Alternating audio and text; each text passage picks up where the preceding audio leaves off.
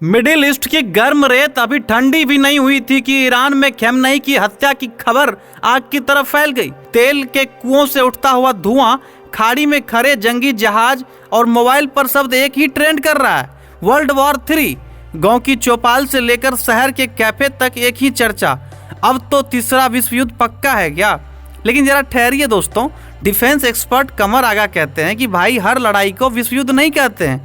तो सवाल यह है कि फिर विश्व युद्ध कहते किसे हैं? इतिहास की किताब खोलिएगा तो साफ समझ में आएगा कि लड़ाई एक देश या इलाके तक सीमित न रहे।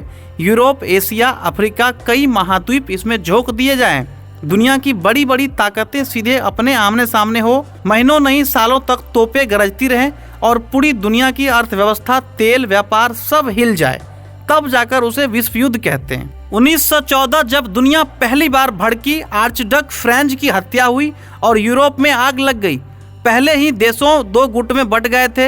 एक तरफ थे यूनाइटेड किंगडम, फ्रांस, रसिया और बाद में यूनाइटेड स्टेट भी कूद पड़ा।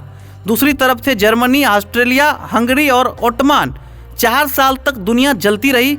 इसे बाद में नाम मिला वर्ल्ड वॉर 1। 1939 फिर वही कहानी। जर्मनी ने पोलैंड पर हमला किया और दुनिया फिर दो हिस्सों में बट गई।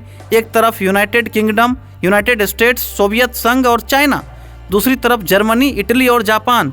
6 साल तक खून खराबा चला। जापान पर परमाणु बम गिरा और फिर बना यूनाइटेड नेशन। इतिहास ने इसे कहा वर्ल्ड वॉर 2।